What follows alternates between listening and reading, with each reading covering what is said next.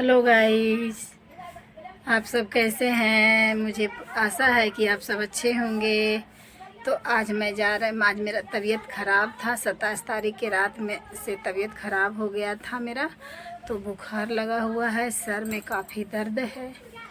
तो पर भी मैं टैबलेट खा करके मैं जा रही हूँ। एक ज़रूरी बैठक है जो कौआ कुल से खुदौरा आश्रम में है, और उस बैठक में मुझे इनवाइट किया गया है, तो मैं जा रही हूँ। तो हमारे ब्लॉग में बने रहें गाइज, और अपना आशीर्वाद प्यार भी देते रहिएगा। और तो चलिए शुरू करते हैं आज का ब्लॉग।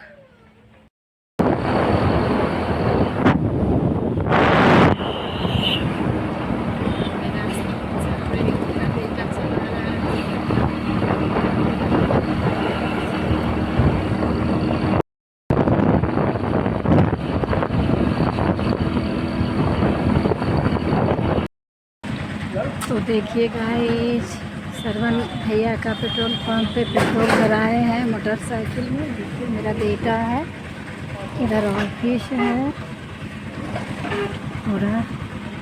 अब मैं आगे चल रही हूँ कौआ पुल की ओर।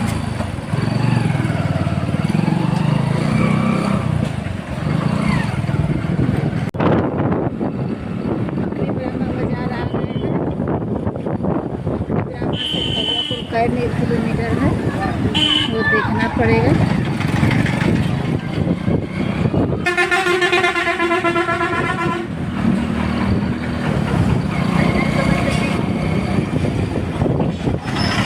मार्केट पूरा जाम।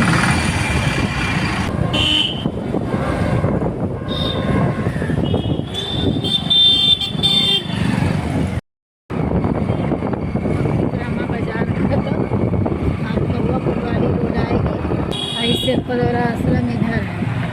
हाँ इधर पचना मोड़ कौआ कुल 18 किलोमीटर हो।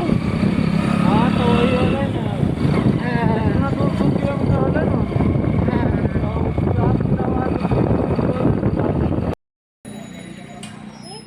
देखिए रास्ते में गुलनी गांव मिला है, और गुलनी में हमारे ननद और नंदोसी रहते हैं। ये मेरे भगना Mehta auto parts servicing centre, ये दुकान है इनका।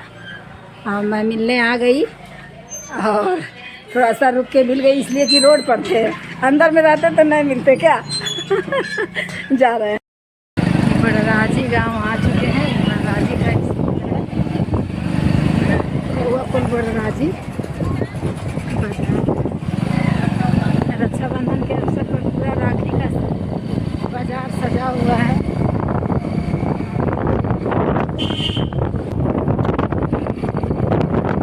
माध्यमिक विद्यालय इतना बढ़िया विद्यालय बना हुआ है।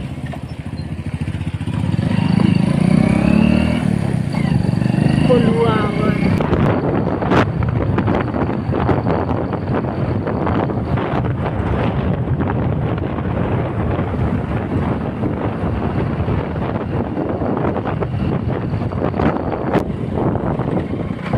जोगा चक्का गाँव है।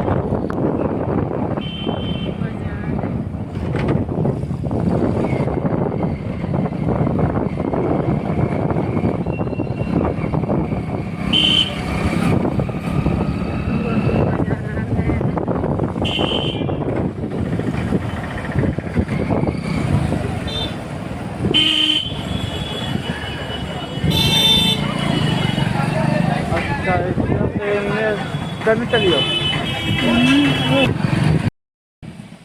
से खुदौरा आश्रम, ये लक्ष्मी नारायण उद्योग भवन है। रेशम एवं सूत कर्ता केंद्र इधर है। चलो धीरे धीरे देखिए खुदौरा आश्रम अब आ गई हूँ।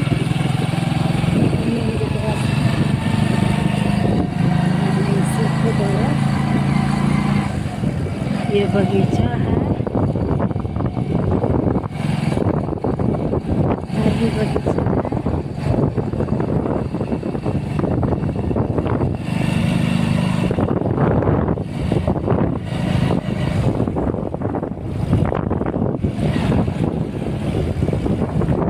राम। हाँ, जय जय। अब आ गई हूँ। एक साथ मिल करके हम लोग काम को आगे बढ़ाएंगे। धन्यवाद। मैं समझता हूं कि बूंद बूंद से घड़ा भरता है और BWDS एक बूंद की तरह है जो इस इलाके के लोगों के जीवन में प्रवेश कर रहा है और इनके जीवन को स्पर्श करते हुए इनके विकास कार्य में अपना अहम भूमिका निभा रहा है। और हम देखें कि किस प्रकार वीडियो क्लिप में भी देखे हम कि किस प्रकार 2021 से ग्लोबल प्रोग्राम प्रारंभ हुआ और धीरे धीरे वह अपना रास्ता तय करते हुए इस मुकाम तक पहुंचा है।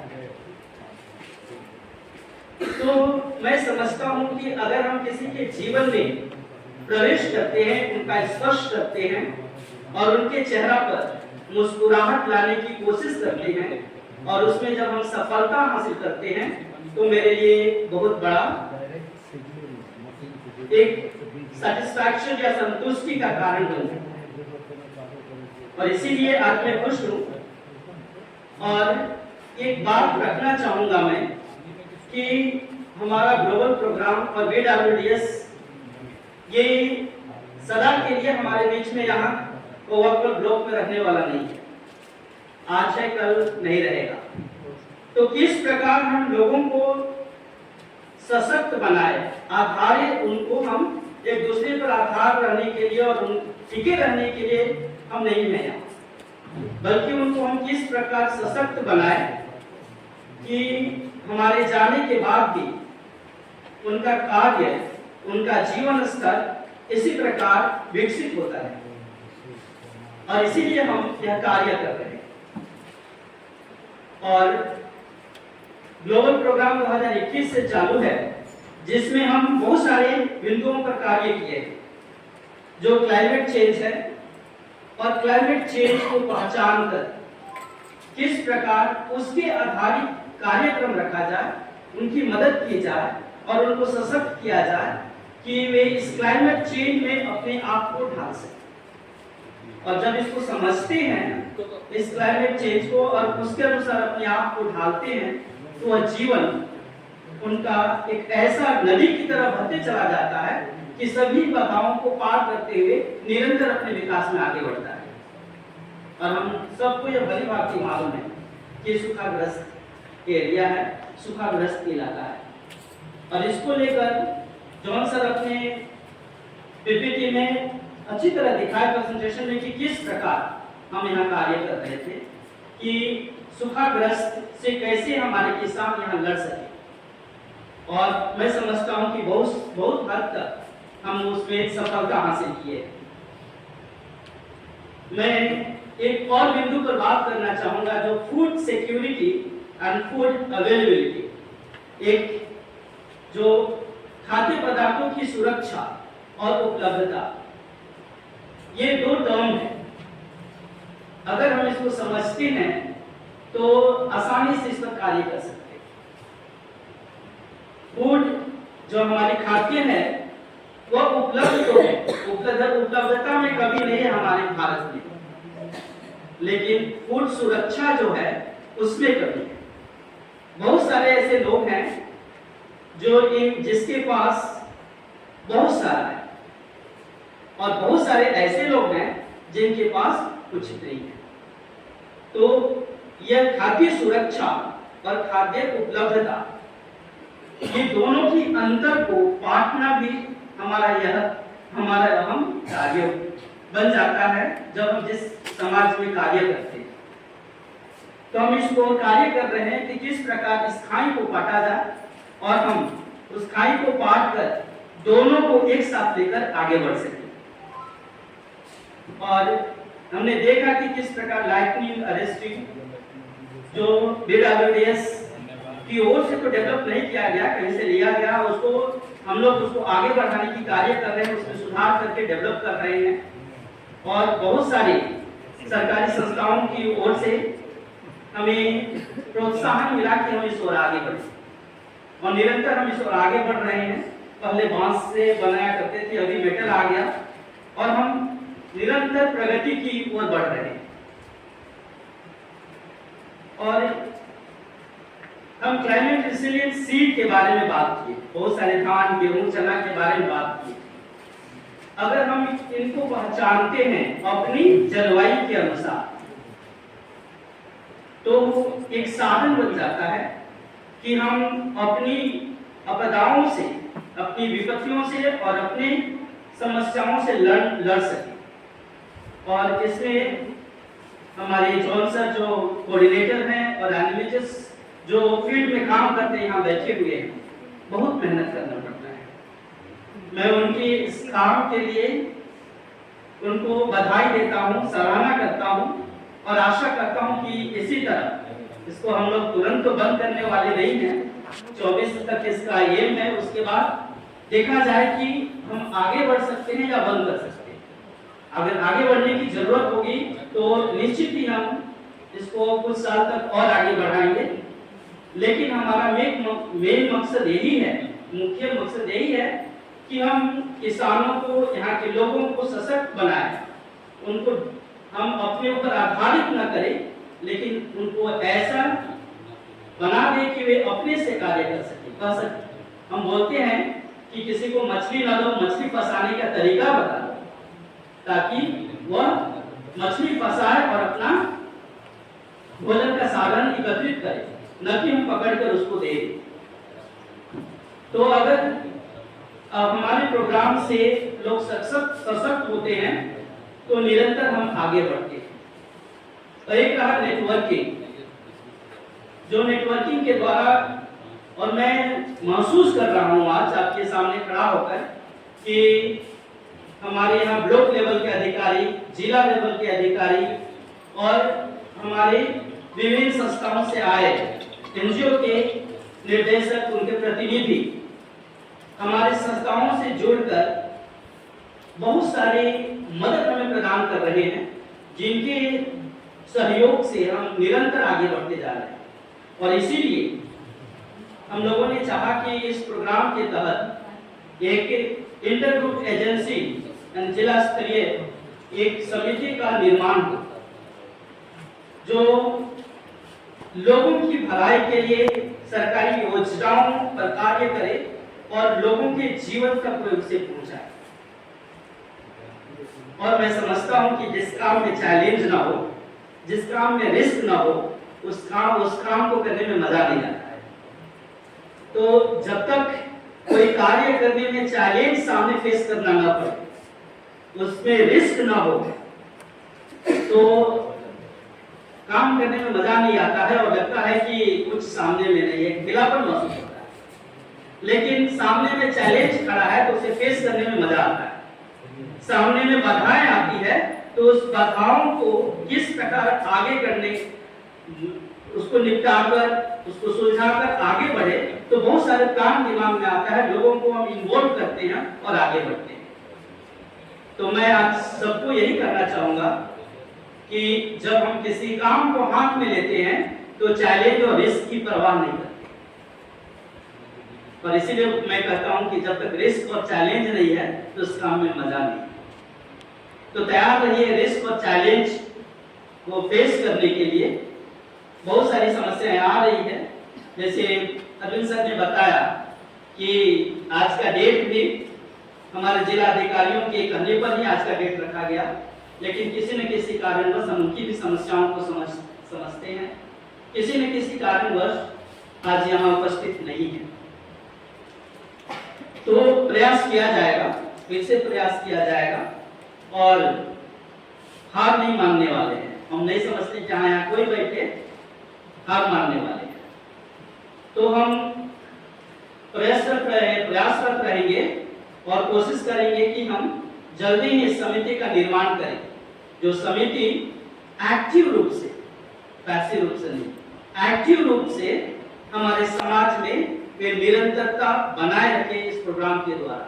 और इस प्रोग्राम, यह प्रोग्राम अगर समाप्त भी हो जाए तो वह कमेटी रहे, वह समिति रहे और लोगों के बीच निरंतर कार्य करते रहे।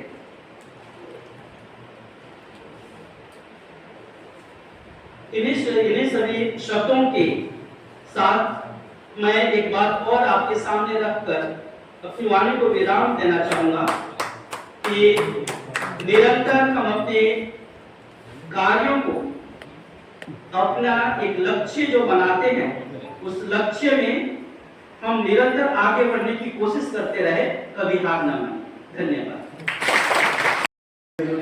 आदरणीय मंत्री जी को और हमारे PWDS के निदेशक और दिनेश को मैं हार्दिक अभिनंदन करता हूं। और यहाँ पर उपस्थित हमारे सभी NGO के मित्रगण जो यहाँ आए हैं, उन सभी को मैं फोरम की ओर से आप सभी का हार्दिक अभिनंदन करता हूं। और आज इस खास मौके पर जबकि हमारा इंटरनेशनल ग्रुप का ये एक बैठक है, तो मैं एक विशेष चर्चा आप लोग साथ करना चाहता हूं। ये जो हमारी इंटरनेशनल ग्रुप का जो निर्माण हम लोगों ने ये सब प्लान बनाया है, इसका एक खास मकसद हो सकता है। हम लोगों को वो मकसद समझने की जरूरत है कि इस विशेष ग्रुप, एक विशेष समिति का निर्माण होना क्यों जरूरी है। हम सभी संस्था के लोग जो हैं वो प्राय विभिन्न मुद्दों पर काम करते हैं।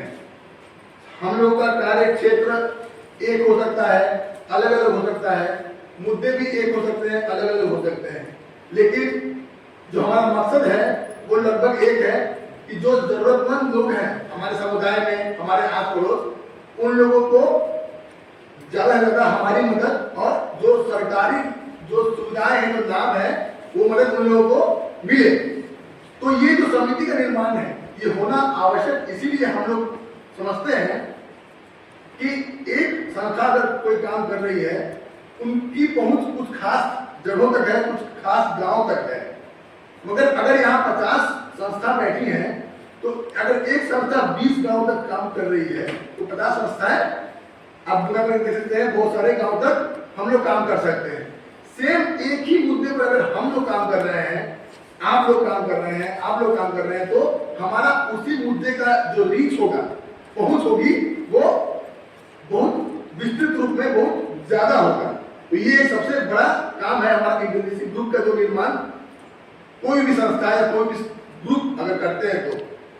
दूसरा एक सबसे बड़ा जो फायदा होता है इंटरनेशनल ग्रुप का, कॉपी नहीं होता है।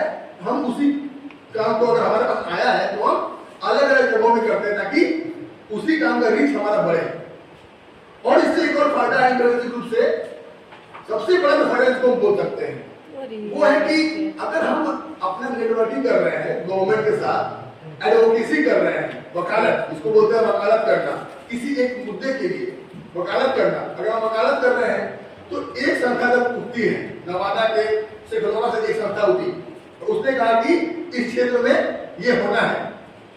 अगले दिन दूसरे क्षेत्र से भी वही सेम आवाज आती है कि नहीं, हमारे नवादा के इस क्षेत्र में ये होना है, तो सरकारी तंत्र जो होती है ना, उस तक आवाज पहुंचती है कि नहीं, ये 8, 10, 15, 20, 50 NGO के लोग हैं, विभिन्न सरकारी तंत्र है जो कि ये बात कह रहे हैं, एक आवाज होकर के ये बात कह रहे हैं कि इस क्षेत्र में ये सुविधा होनी चाहिए। तो ये सबसे बड़ा जो हम जो एडवोकेसी करना है हम लोगों को, ये सबसे बड़ा हमारा एक क्या बोलते हैं उसको ताकत होनी चाहिए। तो इंटरनेशनल ग्रुप ये बहुत सारे कार्य हम लोग साथ मिलकर कर सकते हैं। और अभी जैसा कि हमको जॉन सर बता रहे थे कि वो निरंतर प्रयास कर रहे हैं कि हमारा ये इंटरनेशनल ग्रुप जो हो वो एक सफलतापूर्वक अच्छे राह पर चले और उसका निर्माण अच्छे से हो सके। तो मैं आशा करता हूँ जॉन सर से आशा करता हूँ कि इसको, इस कार्यक्रम को और इस ग्रुप को सुचारू रूप से चलाएंगे और उसका निर्माण अच्छे से हो जाएगा। और आप सभी मित्रगण, आप सभी साथियों से अनुरोध है कि जॉन सर का जो ये इनिशिएटिव है और ये PWDS जो इनिशिएटिव है कि इस हमारे इस ग्रुप का निर्माण होना चाहिए यहाँ के लोगों के विकास के लिए, यहाँ के जो हमारे किसान भाई हैं, हमारे जो गरीब जनता है, जो यहाँ के मूल लोग जो मिले। इसी साथ मैं अपनी वाणी को विराम देता हूँ। धन्यवाद। case of unfavorable circumstances. Indigenous seeds are being preserved as part of the DRR plan. Drought-tolerant paddy seeds and mango plants are being cultivated that can give good yields with minimum rainfall. धान को दिया गया है तो उनका में जरा पड़ गया था बच्चों भी वह हम लोगों को लाए थे। The community members during the Gram Panchayat development plan expressed the need of livelihoods other than agriculture, which depends on rain. The most vulnerable families are identified and helped by establishing small shops and provided livestock support. A brief sight of oncoming rain clouds fills the heart of villagers with hope. Certainly, climate change is hitting hard on the vulnerable communities. Global Program India is committed to helping them withstand, survive, and lead a dignified life.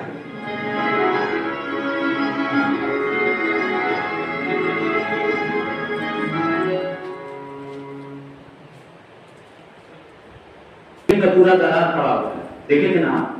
तो जो seat स्वर्ण सेवा, स्वर्ण शक्ति और सहभागीदान हम लोगों ने दिया है, इस सीट का खासियत है कि ये कम पानी में होता है। खेत में दरार पड़ा रहेगा, गीला सूखा खेत होना चाहिए, खेत में 3 इंची पानी खड़ा नहीं होना चाहिए। अगर 3 इंची पानी खड़ा हो गया, आपका उत्पादन कम हो जाएगा। खेत में गीला सूखा होकर के चलेगा, 100% में इस धान को आप काटेंगे। तो एक प्रयास है बिहार वाटर डेवलपमेंट सोसाइटी की तरफ से कि किसान के जीवन में खुशहाली आए। दूसरी चीज है फूड सिक्योरिटी के विषय में, जैसे भारत जी ने बताया, मंत्री जी भी बता रहे थे। तो फूड सिक्योरिटी के लिए हम लोग एक प्रयास कर रहे हैं कि जो आपके खेत में उपज होता ही नहीं, अगर वहां पर किसान के खेत में उपज होना शुरू हो जाए, 2 फसल आराम से आ जाए, धान और चना, दलहन का अगर निकल जाए, धान का खाने का भी व्यवस्था हो जाए चावल से, तो जो माइग्रेशन होता है, पलायन होता है, उसको हम लोग रोक सकते हैं। लोग बाहर क्यों निकलते हैं? कमाने के लिए। और कमाने के लिए क्यों? क्योंकि घर को पैसे की आवश्यकता है।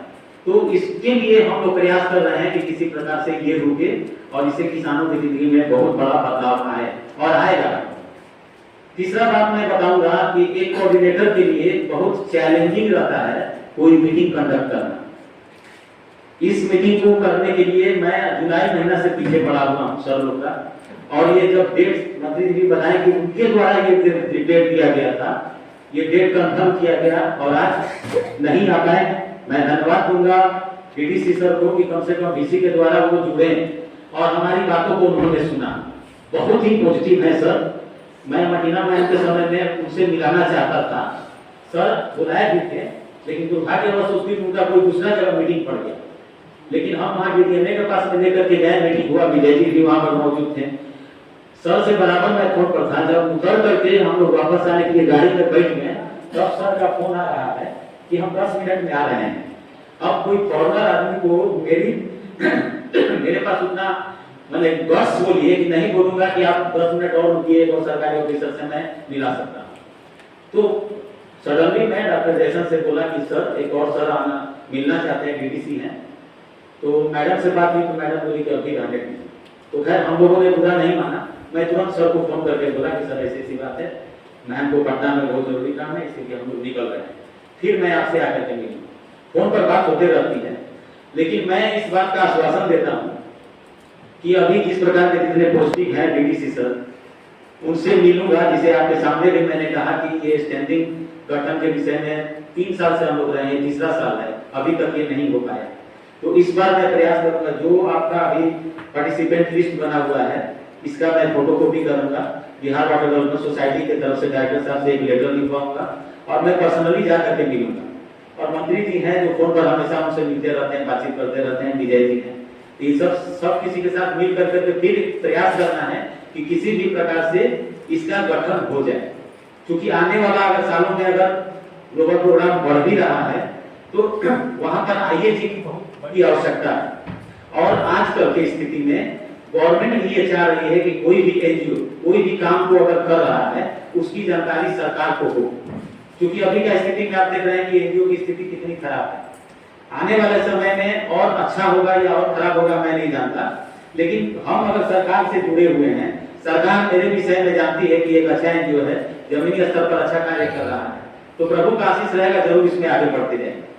तो इतना कर करके मैं अपनी वाणी को विराम देता हूँ। मैं दिल से आप लोग को धन्यवाद दे रहा हूँ। आप लोग अगर सर लोग आ भी जाते और आप लोग अगर नहीं आते तो ये मीटिंग फिर बाउंस करता, लेकिन आप लोगों को मैं दिल से धन्यवाद देता हूँ। कम समय में मंत्री जी के द्वारा आप लोगों को निमंत्रण मिला और आप लोग आए, बहुत बहुत धन्यवाद। स्पेशल थैंक्स मंत्री जी को मैं दे रहा हूँ, क्योंकि शुरू से अंत तक वो हमेशा हमारे साथ है। मैंने कहा 1990, मैं आपको बताऊं कि जब हमारे सबसे पहले डायरेक्टर थे बनर सिंह, जब हम वहां पर ज्वाइन किए तब वो बोले कि इधर आइए, सरकार अगर हमसे पूछेगी कि क्या कर रहे हैं, हमारे तो केवल 30 सर्च पार्टनर है, 30 आदमी के साथ में काम कर रहे हैं, हम क्या बोलेंगे उनको? आप जो बाहर के एनजीओ को तलाश कीजिए। तो हम लोगों ने 30 अपना सर्च पार्टनर और 37 अन्य पार्टनर, जैसे नॉन गवर्नमेंट ऑर्गेनाइजेशन में ग्राम निर्माण मंडल हो गया, आपको रंजन जी हो गए देवघर के, शिवानंद भाई हो गए, बहुत सारे लोगों के साथ में हम लोगों ने काम किया, मुस्लिम मत में किया हो गया, बहुत सारे लोगों के साथ में 37 अदर एनजीओ को जोड़ करके उनके साथ में हम लोगों ने काम शुरू किया, और ये काम जमीनी स्तर पर दिखाई देने लगा कि बिहार वाटर डेवलपमेंट सोसाइटी कितना अच्छा काम कर रहा है। और उसके गवाह हैं सभी एनजीओ लोग जो हम लोग के साथ जुड़ कर करके अपना बहुमूल्य समय हम लोग के साथ दे करके इसको बढ़ाएं और इस काम को आगे बढ़ाते हैं। हमारे दूसरे डायरेक्टर थे फादर सेबास्टियन, जो आज बिशप हैं, उनके साथ भी हम लोगों ने काम किया। वो भी अपने स्टाफ को काफी इंप्रेस करते थे कि आगे बढ़ो, जितना जल्दी हो सके अच्छा से काम करो और लोगों के बीच में अपनी पहुंच को बनाओ, ठीक है। उसके बाद में हमारे डायरेक्टर जब चले गए, उसके बाद में फादर अमल राज आए। फादर अमल राज के साथ भी हम लोगों ने काम किया, उनका भी वही उद्देश्य था, आप बढ़िया से काम कीजिए। तीसरा हमारे चौथे डायरेक्टर आए फादर जेम्स सेकर, जो आज बक्सर डायसिस के बिशप बने हुए हैं। उनका भी यही सजेशन था, काम बहुत बढ़िया से करिए, लोगों के बीच में अपना पहुंच जाइए और काम जो हो जमीनी स्तर पर दिखाई देना चाहिए। आप फोटोग्राफ में खुद देखे होंगे, जब भी मैंने उनको बुलाया हर समय वो हमारे मीटिंग में आए, चाहे वो फील्ड में जाके आम का पौधा लगाना हो या डेमो प्लॉट देखना हो या मीटिंग में भाग लेना हो, हर समय में वो आए। और हमारे पांचवें डायरेक्टर के रूप में फादर दिनेश कुमार आपके सामने उपस्थित हैं। इनका भी यही उद्देश्य है कि हमारे जो स्टाफ जो है वो काम करें और अच्छा से काम करें, और जो बिहार वाटर डेवलपमेंट सोसाइटी का उद्देश्य है उसकी पूर्ति वो लोग करें। तो मैं इतना कर करके अपनी वाणी को धन्यवाद देता हूँ। एक बार फिर से आप सभी को धन्यवाद। मैं रुचिका जी को आमंत्रित करता हूँ कि क्या कर करके वो धन्यवाद करते हैं। Thank you. नमस्कार। जैसा कि हम लोग हर मीटिंग करते हैं और हमारा ये प्रथा रहा है कि मीटिंग खत्म होने पर हम लोग धन्यवाद ज्ञापन करते हैं। तो मैं Ruchika Bihar water development society और फॉरम सोशल इनिशिएटिव्स की तरफ से यहाँ आपके समक्ष धन्यवाद प्रस्तुत करती हूँ। सबसे पहले मैं हमारे डीडीसी विकास पांडे जी को धन्यवाद देती हूँ। इन्होंने इतना बहुत ही अपना बिजी शेड्यूल में कुछ लम्हा निकाला और कुछ टाइम हमारे साथ दिया, अपना शब्दों को रखा, उसके लिए मैं इनको बहुत बहुत धन्यवाद देती हूँ। मैं केवीके के हेड साइंटिस्ट श्री रंजन जी को धन्यवाद देती हूँ कि उन्होंने यहाँ हमारे साथ मंच साझा किया और हमेशा वो अपने साइंटिस्ट के रिसर्च से हमें नई तकनीक के बारे में बताते हैं, हमारे किसानों को हेल्प करते हैं, हमें और हमें सपोर्ट करते हैं। मैं उनको भी बहुत धन्यवाद देना चाहती हूँ। मंच पे प्रस्तुत इस कार्यक्रम के मुख्य अतिथि मैं अरविंद जी को भी बहुत धन्यवाद देना चाहती हूँ। जैसा कि आप जानते हैं कि हमारा ग्लोबल प्रोग्राम 2021 में स्टार्ट हुआ है और आज हो रहा है 2023। वो हमेशा से इस प्रोग्राम से बहुत ही गीत से जुड़े हुए हैं, हर मीटिंग में हमारे साथ रहते हैं, हर जगह हमें सपोर्ट करते हैं, अपने बातों को साझा करते हैं, सजेशन देते हैं कि हमें और क्या करना चाहिए कि हम अपने काम को और अच्छे से आगे बढ़ा सकें, और उसके लिए मैं उनको धन्यवाद देना चाहती हूँ। मैं बिहार वाटर डेवलपमेंट सोसाइटी के निदेशक फादर दिनेश कुमार जी को भी बहुत धन्यवाद देना चाहती हूँ। उन्होंने बहुत अच्छी बातें साझा की हमारे बीच। उन्होंने बहुत अच्छा चीज़ सिखाया कि हमारा जो प्रोग्राम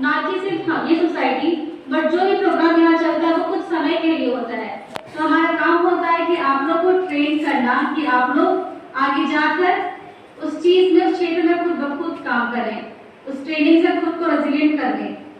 और साथ ही साथ उन्होंने हमें ये भी बताया कि रिस्क और चैलेंज, कि कैसे हम रिस्क लेते हैं, चैलेंज लेते हैं, तभी अपने कार्य में सफल होते हैं। बिना रिस्क और चैलेंज के कोई काम नहीं होता है। मेरे ख्याल से यहाँ पे हमारे किसान के बहुत सारे लोग यहाँ पर हैं, वो जब भी कुछ बीज लगाते हैं वो उनके लिए बहुत बड़ा चैलेंज ही होता है, रिस्क होता है कि बारिश आएगी नहीं आएगी, क्या वो सिंचाई कर पाएंगे नहीं कर पाएंगे।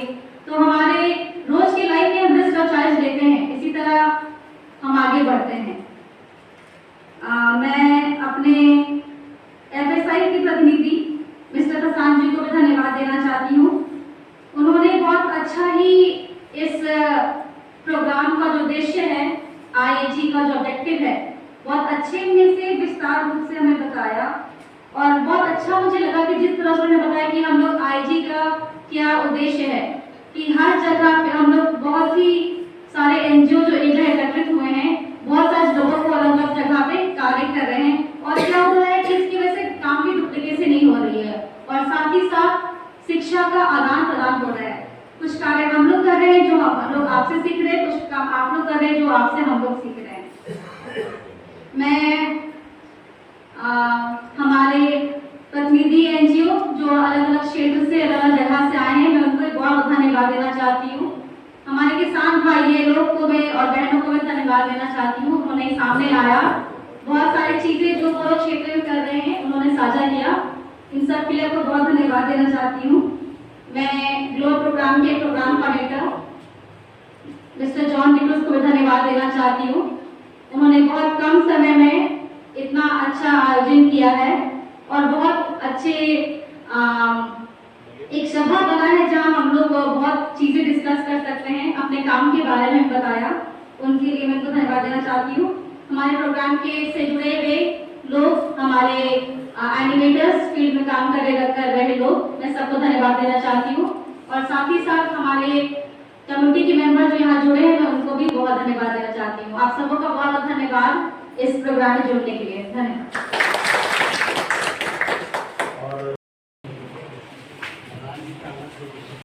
तो गाइस हम सेल्फी पॉइंट में जा रहे हैं, देखिए सेल्फी पॉइंट में जा रहे हैं। अब देखिए आ गए हैं, बहुत अच्छा। हम इस प्रोग्राम से जुड़े हुए हैं और हमारी सोसाइटी भी है, ये ग्लोबल सोसाइटी से जुड़ करके हम लोग सब काम कर रहे हैं। तो अब देखिए सेल्फी पॉइंट से जा रहे हैं खाना खाने।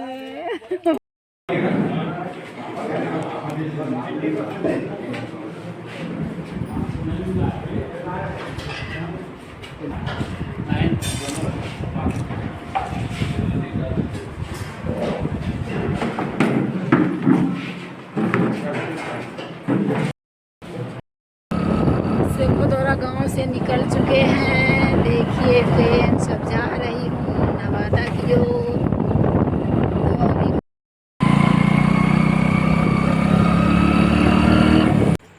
हेलो गाइज, तो आज हम कौआ कुल से आ गई हूँ। कौआ कुल में सेखोदौरा गांव के बगल में आश्रम है, सर्वोदय आश्रम, उसी में प्रोग्राम था तो मैं वापस घर आ गई हूँ। तो आज का ब्लॉग बस इतना ही। अब मिलते हैं अगले ब्लॉग में। यदि हमारा ब्लॉग अच्छा लगे तो लाइक शेयर सब्सक्राइब ज़रूर कीजिएगा और बेल आइकन दबाना मत भूलिएगा। तो चलिए, टेक केयर, बाय।